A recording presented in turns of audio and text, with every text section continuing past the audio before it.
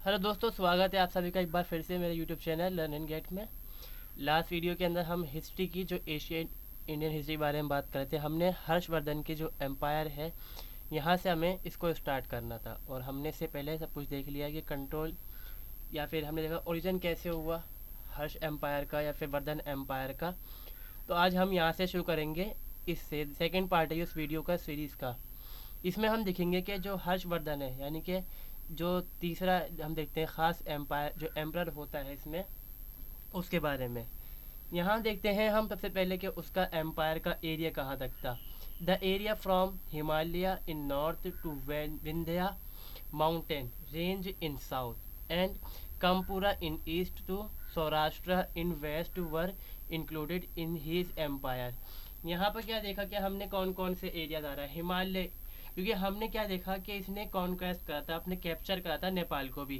तो सीधी बात है ये वहाँ से टैक्स लिया करता था। हमें इस बारे में पता चलता है लिटरेरी सोर्सेज से जो ह्यूएन सांग ने लिखे हैं, उससे हमने देखा लास्ट वीडियो के अंदर। तो यहाँ पर चलता है कि उसका जो एम्पायर है नॉर्थ में हिमालय तक था और साउथ में कहाँ तक था, विंध्या तक था। विंध्या मतलब जो मध्य प्रदेश का एरिया है आज के टाइम में, वहाँ तक था, क्योंकि इसने चालुक्य पुलकिशन जो था उस पुलकिशन से लड़ाई लड़ी थी। तो यहाँ पर साउथ तक इसका एम्पायर था। Kamarupa in east and Saurashtra in west. Saurashtra मतलब जो गुजरात है और महाराष्ट्र का एरिया लगता है, दोनों का साइड का वहाँ का सौराष्ट्र एरिया लगता है, वहाँ तक इसका एम्पायर का एक्सपेंशन था। Harsh was the last Hindu king of the ancient India. यहाँ पर हम क्या देते हैं कि ये एशियन इंडिया में सबसे लास्ट हिंदू किंग आता है। ऐसा नहीं है कि हिंदू राजा ख़त्म हो गए बाद में नहीं हुए। हम यहाँ बात कर रहे हैं प्राचीन भारत के अंदर, इसके बाद ही बहुत सारे राजा आएंगे हिंदू के, मगर इतने बड़े महान राजा या तो नहीं देखने को मिलेंगे, और होंगे तो वो थोड़े मतलब इंडिया में। बाद मिडल इंडिया की हम बात करते हैं, जो हमारी हिस्ट्री है हमारी एशियन इंडिया में जो है वो ये लास्ट किंग देखने को मिलता है हमें। हर्ष वॉज कॉल्ड स्व स्वचक वर्कर्मा तिमन ध्योर्य, मतलब कि मतलब चतुल समुद्रपति, यानी कि समुद्र जिसकी हम देख समुद्रपति है, मतलब वही कि इसकी जो हम देख रहे हैं कि जो एम्पायर है वो कहाँ तक है, काफ़ी आगे तक जा रहा है, सौराष्ट्र में जा रहा है, और कुछ पोर्ट्स भी इनके आते होंगे उसमें। तो उन्होंने इसका नाम अपने नाम को ने एक्सेप्ट अपना टाइटल रखे थे उसने ये। Harsh extend he suzerainty over area from the bank of सतुंधरा on the north and to Narmada to the south, from the frontier state of Malwa to the region near the Himalaya। अब यहाँ से मालवा हम देखते हैं हमारे वेस्ट के अंदर, जो हमारा ये पंजाब वगैरह का एरिया लगता है, वहाँ से जुड़ा हुआ इलाका है। और दिल्ली से आगे मतलब पंजाब हरियाणा के साइड का देखेंगे हम, वहाँ से लेकर और हिमालय तक इसका हमने देखा कि सतुंधरा नदी है, वहाँ से लेकर नर्मदा नदी साउथ में है, नॉर्थ में है, वहाँ तक जो वहाँ तक नदी तक इसका फैला हो साउथ में। इतना लंबा इसका बड़ा एम्पायर देखने को मिलता है। तो ये इसका आ गया एम्पायर, कितना बड़ा इसका एम्पायर था। अब इसके हम देखेंगे कल्चरल अचीवमेंट्स या एक्टिविटीज़ ऑफ हर्ष, यानी कि हर्षवर्धन की जो कल्चरल एक्टिविटीज़ हैं या फिर अचीवमेंट्स हैं वो। बेसिकली हम क्या देखते हैं कि ये एक तरह से हम देखते हैं कि टॉलरेंस रखता है हर मज़हब के लिए, हर जो धर्म है उसके लिए अहिंसा वाली नीति का अपनाता है ये, कि सब धर्म बराबर हैं, जो जो चाहता है धर्म को मान सकता है अपनी मर्ज़ी से, और किसी के ऊपर कोई ज़बरदस्ती नहीं होती। और हालांकि फिर भी ये हिंदू होता है, मगर जो बौद्ध धर्म है उसकी ये इज्जत करता है ये। अकॉर्डिंग टू पानीकर, ये हमारे हिस्टोरियन है, Harsh has high place in the Indian history as ruler poet and religious king भी ये है। Harsh achievements in cultural field are immense. His cultural achievement could be narrated as follow. इसकी जो हम अचीवमेंट्स हैं वो हम नीचे देख लेते हैं। पहला तो इसमें ख़ास ये है कन्नौज असेंबली। ये एक हम देखते हैं कि रिलीजियस असेंबली है, यानी कि हम इसको समिति बोल सकते हैं, या एक तरह से प्रोग्राम उन्होंने कहा था जो कि 13 डे तक चला था ये। The first example of cultural achievement of Harsh was recognizing Kannauj Assembly. Harsh is the only king in the Indian history who is credited with holding public assembly at regular intervals for religious and cultural purposes। हमने क्या देखा इसके अंदर कि ये अपना अकेला example देखने को मिलता है हमें अपनी एशियंट हिस्ट्री के अंदर, जो हर्षवर्धन है कि उसने हर मतलब कुछ इंटरवल के अंदर 5 साल के अंदर ही हुआ करती थी, पब्लिक असेंबलीज कराया करता था, मतलब लोगों को इकट्ठा करा, डिबेट्स हो रहे हैं धर्म के ऊपर या फिर आपकी कल्चरल बेस के ऊपर, अपने अपने के बारे में बताना, लोगों को जानकारी देना, मतलब पार्टिसिपेट करना और शेयर करना। ये कब होती है पहली जो असेंबली है कन्नौज की? In the year 643 AD after death. Harsha led held a great religious assembly in his capital and Kannauj on the bank of the river Ganga, Ganga नदी किनारे, जो इसकी कैपिटल होती है कन्नौज। कन्नौज क्योंकि हमने देखा था कि थानेश्वर होती है पहले, बाद में ये करता है चेंज कर लेता है एडमिनिस्ट्रेटिव पर्पज से, मतलब फ़ायदा हो सके आसानी से काम करने के लिए। तो ये यहाँ पर पहली इसकी असेंबली होती है गंगा नदी के किनारे। The purpose of the assembly was to highlight the teaching of Buddha. इसके पर्पस क्या होता है कि जो महात्मा बुद्ध हैं, जैन धर्म के जो संस्थापक हैं, उनकी जो शिक्षाएं हैं उनको जानना और उनको हाईलाइट करना, लोगों तक पहुँचाना। On that occasion Harsh also wanted to honor the chief master of the law Huangsang. The subject of this discussion the assembly in the assembly related to Mahayana Buddhism. The assembly continued for long 23 days. इसमें क्या होता है कि हर्षा क्या करता है, जो Chinese हम देखते हैं कि ट्रैवलर है बुद्धिज़्म का, जो महायान सेक्ट है, अब हीनयान महायान, ये हमने पीछे देख रखा है लास्ट वीडियोस के अंदर, बहुत पीछे की वीडियोस में। तो उसमें क्या है, ये महायान को मानने वाला होता है जो वेनसांग होता है, इसको ये बुलाता है और इसको मतलब ये एक तरह से ऑर्गेनाइज करता है। इसमें जब हम देखते हैं कि सभा की शुरुआत करने वाला होता है वो इस तरह से ये वेनसांग होता है, वो उसकी शुरुआत करता है। और ये जो असेंबली है 23 दिन तक ये असेंबली चलती है। According to Xuanzang accounts, Harsh wish to hold great assembly in कमिया Kanyakumja. All Brahmins, Sarmans and non-Buddhists were ordered to join the assembly so that they would relate their two religious principle of Mahayana Buddhism.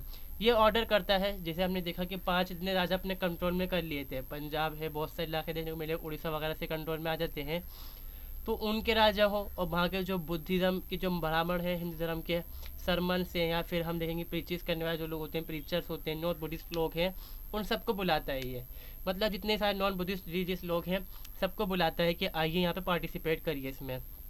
अब आ जाते हैं लोग, और ये इसलिए होता है कि जो महायान है, महायान सेक्ट जो है बुद्धिज़्म का, लोग उससे बारे में अपने जो धर्म है उसको रिलेट कर सकें और जो महात्मा बुद्ध की टीचिंग है उनको जान सकें, उन्होंने क्या क्या कहा है अपने धर्म के अंदर।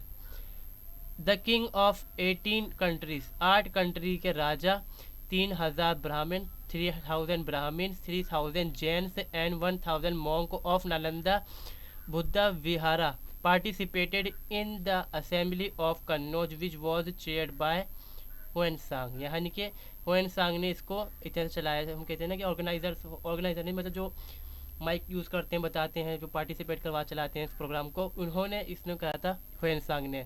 3000 ब्राह्मण आए, 3000 जैन, 1000 मॉन्क्स, नादर जो यूनिवर्सिटी है वहाँ से ये लोग आए थे। इस असेंबली में क्या किया गया था कि a huge Pavilion and 100 feet high chaitya were built on the bank of river Ganga. यानी कि एक तो जगह बनाई गई, मतलब जहाँ कपड़ा वपड़ा चेंज करते हैं या फिर लोग बैठ के आराम करते हैं, मतलब जो ब्राह्मण वगैरह आएंगे उनके आराम के लिए जगह बनाई गई।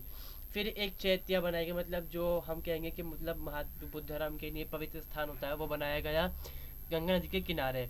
A human sized golden image of Buddha was installed in it. इस पर क्या किया गया, एक इंसान के बराबर साइज की महात्मा बुद्ध की गोल्डन इमेज बनी हुई लगाई गई। When Hiuen Tsang writes about the proceeding of the assembly he mentioned that a 3 feet high image of Buddha kept on elephant was taken out daily in procession. procession मतलब जो हम कहेंगे शोभा यात्रा, मतलब भगवान बुद्ध की एक 3 फीट की पिक्चर बनाई गई, उसको हाथी के ऊपर लगाकर हर रोजाना मतलब डेली 23 दिन चला तो 23 दिन उसकी शोभा यात्रा निकाली जाती थी।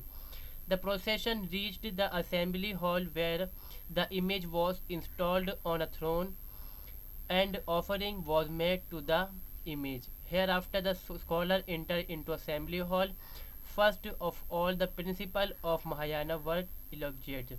यहाँ पर क्या है, जब फिर इमेज जो ये शो रहता निकालते थे, इसके बाद जो सिंहासन था राजा का उस पर इमेज को लगा दिया जाया करता था वहाँ पर।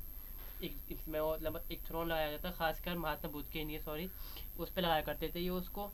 फिर वहीं पर स्कॉलर्स वगैरह जो होते थे धर्म के अपने वो पहुँच जाया करते थे, फिर जो महायान सेक्ट है उसकी प्रीचिज वगैरह थी उनको शुरू करते थे। एंड देन हुएन सांग मेड एन अनाउंसमेंट, जब शुरुआत हुई असेंबली उसमें उन्होंने क्या कहा हुएन सांग ने, if any person prove my proposal logically wrong और create doubt about it in debate, I will cut my head on revival assertion of this effect। इसमें क्या होता है बेसिकली, हमने देखा महायान के बारे में, सेक्ट के बारे में जानकारी दी जा रही, मतलब उसकी प्रिंसिपल्स को बताया जाएगा, उसके लिए जो हम असेंबली देख रहे हैं उसी धर्म के लिए की गई है। तो वो इंसान कहता है कि मैं लॉजिकल बताऊंगा बातें आपको, जो मेरी बात है या फिर जो हमारे धर्म के प्रिंसिपल्स हैं, अगर कोई लॉजिकली तौर पे उसको रॉन्ग बता सकता है या कोई मेरे से डिबेट कर सकता है, तो मैं अपने धड़ को सर को धड़ से अलग कर लूँगा। मगर बाद में क्या होता है, अचानक से जो हर्षवर्धन होता है वो अनाउंस कर देता है प्रोटेक्शन ऑफ ह्यूमन सांग। वो कहता है कि अगर किसी ने भी जो ये मतलब जो रिलीजियस टीचर हैं, स्कॉलर हैं, इनको टच भी करा तो मैं उसको मौत के घाव उतार दूंगा, और अगर उसने किसी ने भी उनके खिलाफ बोला तो मैं उसकी ज़बान को निकाल दूंगा मुंह से काट कर। ह्यूमन सांग was given the title of Mahayana देवा और मोक्ष देवा। इसको टाइटल दिया गया किनको, इनको टाइटल दिया गया महादेव महायान देवा, मतलब किनको, हुएन सांगो की, मतलब महादेव किसके हैं, ये हुएन सांग महायान सेक्ट के, और मोक्ष देवता हैं, इन्होंने मोक्ष दिलवाएंगे इंसान को। तो क्या हुआ कि इसमें किसी ने उनके खिलाफ नहीं बोला और लोग डर गए, बात देख भाई जो हर्षवर्धन है वो तो कत्ल कर देंगे हमें।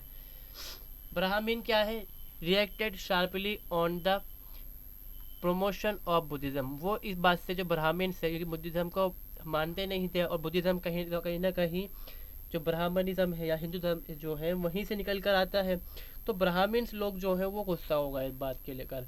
उन्होंने क्या करा, जो टेंट था, जो मतलब असेंबली लगाई गई थी, हॉल थी, उसमें आग लगा दी, और उन्होंने चाहा कि जो हर्षवर्धन है उसकी हत्या कर दी जाए, उसको मर्डर कर दिया जाए। मगर क्या हुआ, जो हर्षवर्धन है बच जाता है, और वो जो कई 100 हिंदू होते हैं ब्राह्मण्स उनको पकड़वाता है और उनको गिरफ्तारी करता है, मतलब जो इसके सजावार बने, और फिर इनको निकाल देता है वहाँ से। An announcement was made in the entire empire of Kannauj that Chinese pilgrimage travel established the doctrine of Mahayana after refuting the principle of other religions, no one could dare debate it।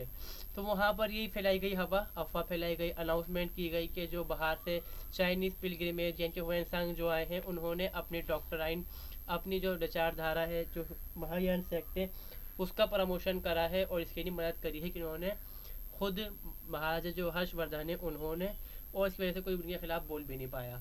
तो ये पहली assembly थी जो कन्नौज के अंदर की capital में की गई थी, पहली असेंबली जो करवाई थी इन्होंने। और दूसरी है प्रयाग असेंबली, ये प्रयाग में की गई थी, दूसरी असेंबली है। इसमें ये हर 5 साल के अंदर जो हर्षवर्धन ने कराया करते थे। Harshavardhan organise a great assembly in Prayag. He organise this assembly in every 5 year. 18 king including Hiuen Tsang participated in the assembly. 6 राजा, ये जो महाराज हो गए जो हर्षवर्धन है, और जो 6 राजा इनके हम देखते हैं इनको अपना लॉर्ड मानते थे, मतलब अपना मतलब हम देखते महाराज माना करते थे, और जो राजा थे वो शामिल हुए इसके अंदर। और अब यहाँ पे क्या देखते हैं इस असेंबली में क्या हुआ, according to Hiuen Tsang Harshavardhan worship the Buddha statue and offered it all his precise gems. उन्होंने जो उनके पास थे मतलब देवराज वगैरह जो चीज़ें थी सब उन्होंने उनको वर्शिप मतलब पहले भगवान बुद्ध की पूजा करी और उनके आगे चढ़ा डाले। Harshavardhan distributed all his property amongst student orphans widows and poors. जो हम देखते हैं कि हर्षवर्धन है, इसमें क्या करते थे, हर्षवर्धन बांटा करते थे चीज़ें, मतलब अपने जो दान करते थे, दान जिसको हम बोलते हैं, उन्होंने अपनी चीज़ स्टूडेंट्स हो या फिर हम देखते हैं यतीम हो बच्चे बोलते हैं जिनको, वो हों विडोज़ हों पूर हों, उनको सब बांट दिया करते थे। जब उनके पास कुछ बचता नहीं था तो वो अपनी जो गहने हैं, जेवरात हैं, कपड़े हैं, उन सबको ही बेच दिया करते थे, चाहे कुछ भी उनके पास वो करे। और सारी जो चीज़ें उनके पास, जितना साथ में उनके 5 साल के अंदर था उनके पास जितना भी था, वो हर साल सब कुछ बांट दिया। और उन्होंने आखिर में स्नान करा, फिर अपनी बहन से कपड़ा मांगा पहनने के लिए, पुराना कपड़ा जो उनकी बहन ने दिया उनको राजश्री ने, फिर आखिर में उन्होंने वो पहना इसके अंदर। Wearing it he worship Buddha and all the 10 direction. इन्होंने क्या करा, बुद्धा की डायरेक्ट मतलब उनकी पूजा फिर से करी। It believe that Harshvardhan establish a unique record in the individual charity in the world. इससे पता चलता है कि उन्होंने कितना बड़ा उनका दिल था, कितने बड़े वो दादी थे, और उन्होंने एक तरह से अपने आप को रिकॉर्ड, एक तरह से अपना नाम बनाया इस चीज़ के मामले में। Harsh Harshavardhan wanted to donate all his wealth for welfare of humanity in order to receive blessing from Buddha. उन्होंने डोनेट क्यों करा, एक तो चाहते थे वो भाई जो भलाइयाँ करें, इंसान की भलाई के लिए काम करें, इंसानियत के लिए। फिर दूसरा ये था कि जो महात्मा बुद्ध हैं उनकी ब्लेसिंग मिलेंगी और उनको मोक्ष प्राप्त हो जाएगा। हिंदू थे मगर फिर भी आस्था थी इनकी। According to doctor Ishwari Prasad, an Indian historian who dealt mainly with Muslim rulers and government of India. Ishwari Prasad बताते हैं, जो कि खासकर हम देखते हैं गवर्नमेंट इंडिया है उनसे बात, मतलब उनके जो रूल सिस्टम है उसको जानते हैं, मुस्लिम रूलर्स जो आए इंडिया में उसकी स्टडी करते हैं। वो बोलते हैं कि Harsh forget had forget the parliamentary of religious tolerance, but he demonstrated in Kannauj assembly by his express charity and liberty in Prayag assembly। तो वो यही कहते हैं कि उन्होंने जो अपनी रिलीजियस टॉलरेंस है वो दिखाया, और उन्होंने बांटा सब कुछ, और कैसे अपने आपको लिबरल दिखाया इंसान के तौर पे, और चैरिटी तक लोगों को बुलाया।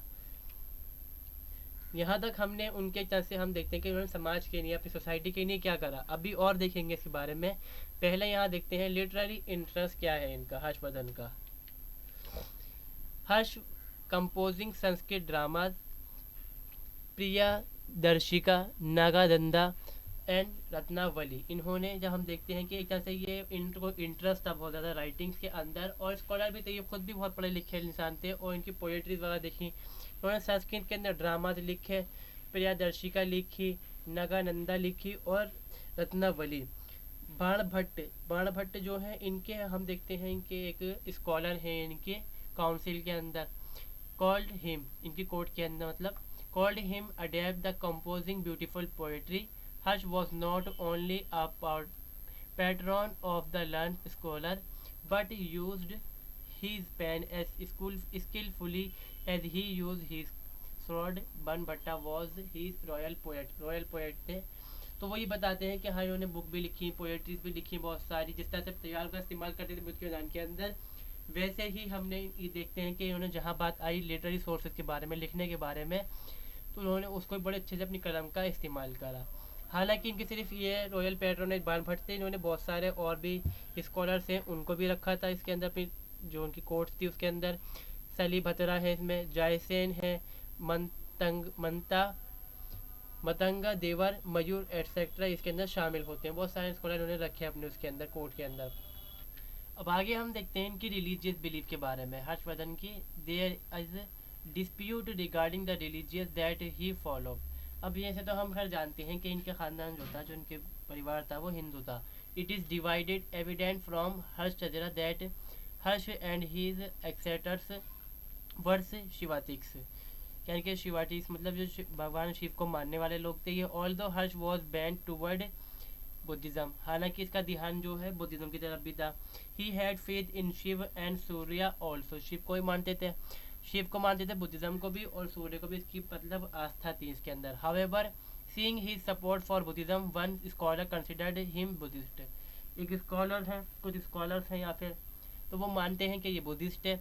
पर हैप he had accept Buddhism in his later life. Huansang and Kannauj religious assembly are evidence to it. हालांकि मतलब शुरुआत में ये क्या थे, भगवान शिव को मानने वाले थे, भगवान शिव की पूजा करते थे, सूर्य की पूजा करते थे ये, और कुछ स्कॉलर मानते हैं कि शुरू से ही बुद्धिस्ट है, मगर बाद में तो फिर भी ये बुद्धिस्ट ही बन गए थे। अब ये हमें क्लियर नहीं है कि इनका, अगर हम देखें तो सही से ये किस मतलब क्या बिलीफ था इनका रिलीजियस। अब यहाँ तक हमने इनके रिलीजियस बिलीफ को देख लिया। अब हम क्या जो आगे देखेंगे हम, वो हैं इनके एडमिनिस्ट्रेटिव सिस्टम, हर्ष एडमिनिस्ट्रेशंस। अब इसके अंदर सबसे पहले आता है सेंट्रल गवर्नमेंट, मतलब जो ये खुद है सेंट्रल गवर्नमेंट के अंदर जो हेड, तो ये खुद ही बने, मतलब इनके जो केंद्रीय शासन प्रणाली जो हम देखेंगे इनकी सेंट्रल गवर्नमेंट। इसमें क्या होगा, सबसे पहला जो होगा वो राजा है। King was the highest official of the administration, सबसे हाई तो किंग ही था इनके अंदर, जो कि हर्षवर्धन थे खुद। ही टुक हिज टाइटल मादिराज और प्रेमेश्वर, परमभाबता और परमादेवा विधाता, मतलब बहुत सारे उन्होंने टाइटल लिया करते थे जो इस्तेमाल के चलते थे कि जो हम दिखाने की नहीं कि मैं राजाओं का राजा हूँ, बड़ा हूँ, उससे बड़ा। The responsibility of entire governance was on the king. Harsh personally supervised he subject welfare. Subject कौन से उसके सिटीजन्स थे, मतलब जो नागरिक हुआ करते थे उनके लिए खुद ही काम करते थे, और पूरी जो इंटायर जो सिस्टम था इनका एम्पायर था सारा इनके हाथ में होता था, और बाकी जो लोग होते थे इनके अंडर ही काम करते थे वो। ही वॉज सुप्रीम जज and supreme commander of his army. ये खुद जज भी हुआ करते थे सबसे बड़े, और जो आर्मी कमांडर वो भी यही थे। पहले तो ये सिस्टम हुआ करता था। He was also involve in religious activities and public welfare according to Madhuban edict. Harsha divided his daily activity into 3 part, of which one part was reserved for administrative activities and remained 2 part were reserved for personal and religious acts। हम क्या देखते हैं कि religious activities में भी तय है, मतलब जो एडमिनिस्ट्रेशन है खुद चला रहे हैं उसको, कमांडर भी हैं, जो आर्मी है वो कंट्रोल कर रहे हैं, फिर जो जुडिशियल सिस्टम है उन पर भी कंट्रोल इनका है पूरी तरह से, सुप्रीम तो उसमें यही है, फिर सारी रिलीजियस है, पब्लिक वेलफेयर है, ये खुद देखते हैं। मधुबन एडिक्ट है उससे पता चलता है, हमें जानकारी मिलती है इस बारे में कि ये इन्होंने 5 अपने जो टाइम था इन्होंने 4 दिन के अंदर इसको 3 हिस्सों के अंदर बांट रखा था। पहला था एडमिनिस्ट्रेटिव के लिए, बाकी 2 थे पर्सनल और रिलीजियस के लिए।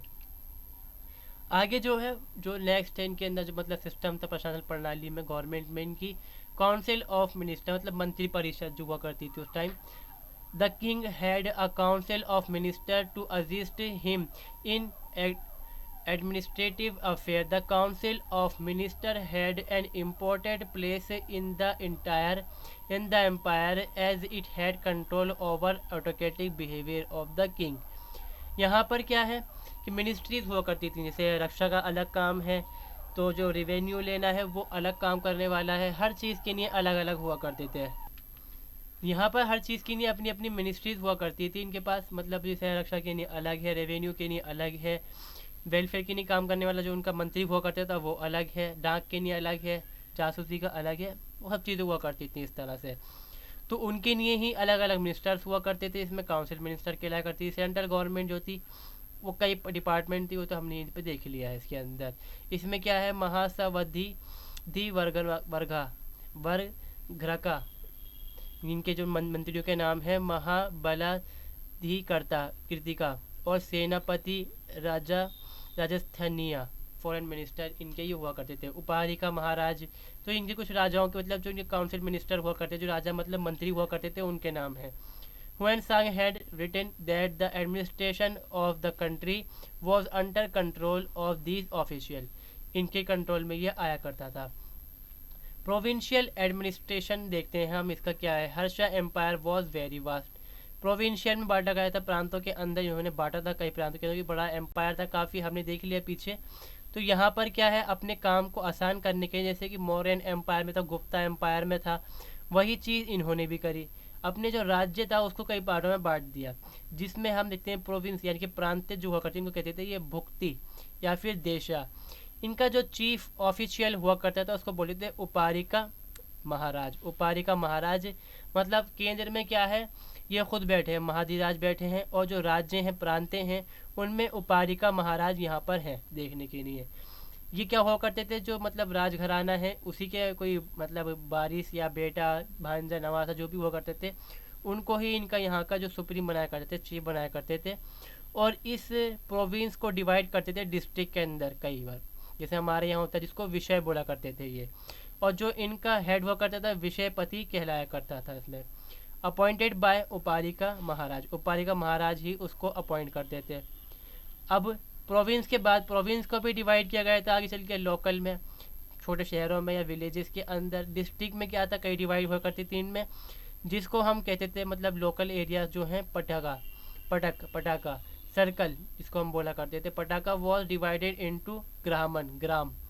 अब ग्राम का जो हम जानते हैं कि पिछले हमने देखा पिछली पीढ़ी हिस्ट्री के अंदर जो देखते हैं हम इससे पहले ग्रामेटिक बोला करते थे उसको।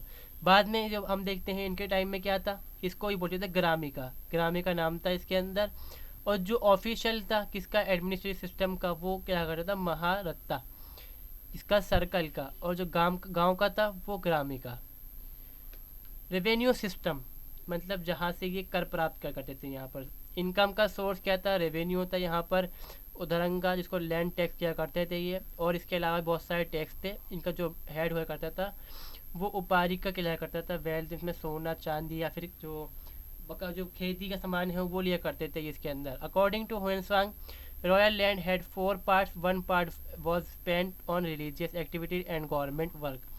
ज़मीन को 4 हिस्सों के अंदर बांटा गया था। जो मतलब हम देखते हैं शाही ज़मीन थी उसको सरकार ने बांटा था उस ज़मीन को। एक पार्ट था उसके अंदर रिलीजियस वर्क के लिए, एक्टिविटीज़ के लिए और गवर्नमेंट के लिए। सेकंड और किसके लिए था, पब्लिक वर्क के लिए और ऑफिशियल्स के, जो काम करने वाले इनके मंत्री वो करते। थर्ड पार्ट किसके लिए, reward and salaries on to the scholars, जो उसमें पार्ट दिया करते थे इसके अंदर वो।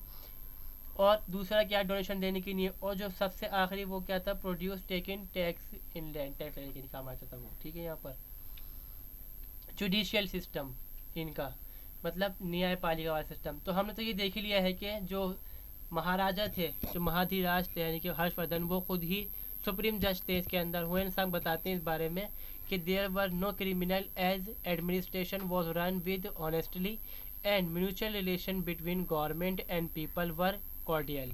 यहीं पर ये बात है कि मतलब अपराध नहीं थे या बहुत ही कम थे, क्योंकि गवर्नमेंट है वो सही से काम करती थी। यहाँ पर जो उनके मंत्री थे, नेता, जो काम करने वाले लोग होते थे उनके, वो सही से काम करते थे। तो कोई अपराधी अपराध करते में डरा करता था यहाँ पर, क्योंकि जो पनिशमेंट थी वो लोगों के सामने ही दिया जा करती थी इस ज़माने के अंदर। इनके सामने वो एक बैठक लगाया करते थे, वहीं पर इनको पनिशमेंट मिला करती थी यहाँ पर ओकेशंस में, किसी फेस्टिवल्स में। तो ये चीज़ इससे क्या है कि लोगों में डर था, तो वो कोई क्राइम करते नहीं थे। इसमें क्या है कि जो चीफ जज हुआ करता था अपने अपने इलाके का, धंधी का नाम था उसका, दंड प्रशिक्षा नाम लिया जाया करते थे उसको ये। और डिपार्टमेंट ऑफ डिफेंस मतलब जो सेना है, इसमें क्या है कि सेनापति, जो इनका राजा मतलब सबसे बड़ा जो चीफ था वो सेनापति कहलाया करता था इसमें। और उनके पास बहुत बड़ी एक हर्षवर्धन ने बहुत बड़ी आर्मी इकट्ठी कर रखी थी, क्योंकि वो लड़ते थे और अपना एम्पायर को उसने एक्सपेंड करा, तो ऐसे तो नहीं करा होगा। और नंबर बढ़ते ही रहा करते थे इनके अंदर। और अपने जो छोटे छोटे राजा हुआ करते थे, जो उनके अधीन राजा थे, वहाँ से आया करते थे इसके अंदर। The number of elephant army were 16,000, 6-7 हज़ार तो हाथी ही थे इनके अंदर। और एक इनकी 1 लाख की इनकी आर्मी हुआ करती थी इसके अंदर। यहाँ पर हम देख लोग इतने आर्मी के अंदर इनके थे और बढ़ते रहा करते थे यहाँ पर। एस्प्यूनेज सिस्टम मतलब गुप्तचर भी इनके पास भी थे, गुप्ता वंश में भी थे, और मौर्यन एम्पायर, जो पिछले जितने सारे एम्पायर सबके अंदर थे ये।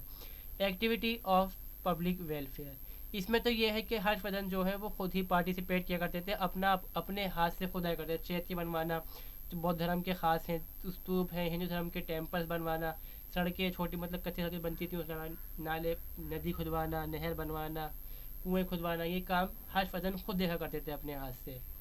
एस्टिमेट ऑफ हर्षवर्धन रीजन, तो हम क्या देखते हैं कि जो हर्षवर्धन है यहाँ पर, उसको कहीं ना कहीं समुद्रगुप्त या फिर अशोका से कंपैरिजन किया जाता है इसका। क्योंकि वजह क्या है इसके पीछे, क्योंकि ये समुद्रगुप्त ने क्या करा था, लॉन्च करे थे बहुत सारे एक्सपीडिशन, कॉन्क्वेस्ट करे थे इंडिया मतलब देश पे कई जगहों पर अटैक करके कब्जा करा, बनाया अपने एम्पायर को। वही काम इन्होंने भी करे। और धर्म के लिए जो काम करे वो अशोक ने करे थे, तो इनको अशोक से कंपैरिजन करते हैं। Harsh occupies a special place in Indian history on account of his वैलियर able leadership and religious tolerance, literal love and charity. तो ये वजह से एक अहमियत रखते हैं कि मतलब बहुत ही बड़े अच्छे लीडरशिप थी इनकी, क्योंकि उन्होंने अपने एम्पायर को बनाया। और धर्म के प्रति तो ये बिल्कुल सहानुभूति रखते थे, और राइटर भी अच्छे थे ये, और चैरिटी करते थे। He was a distinct person and should be counted among great king like Ashok and Akbar. Ashok Akbar के साथ ही इनकी भी गिनती की जाती है। और बाकी चीज़ें हैं कि मतलब ड्रामा भी लिखा उन्होंने, लिटरेरी पोएट थे ये, बहुत सारी चीज़ें इस बारे में हम देखने को मिलती हैं। मगर इनके टाइम तक हम देखते हैं इंडिया में यूनाइटेड रहती है, यूनाइटेड है इंडिया अब भी। बाद में फिर दोबारा टूट जाएगा इंडिया के चल के, वो हम जब आगे वीडियो देखेंगे उसमें हम देखेंगे। तो यहाँ तक हमने इनके रिलीजियस फेथ के बारे में देख लिया, और क्या देखा हमने, इनके एडमिनिस्ट्रेशन सिस्टम, लिटरेरी सोर्स के बारे में। अब बचा है इकोनॉमिक और सोशल सिस्टम के बारे में, वो डिस्कस करेंगे हम अपनी अगली वीडियो में, जो लास्ट वीडियो होगी वर्धन डायनेस्टी के बारे में। इस वीडियो में इतना ही। अगर आपको वीडियो अच्छी लगी हो तो चैनल को जरूर सब्सक्राइब करें और वीडियो को लाइक करें। इस वीडियो को देखने के लिए थैंक्स और मिलते हैं नेक्स्ट वीडियो में।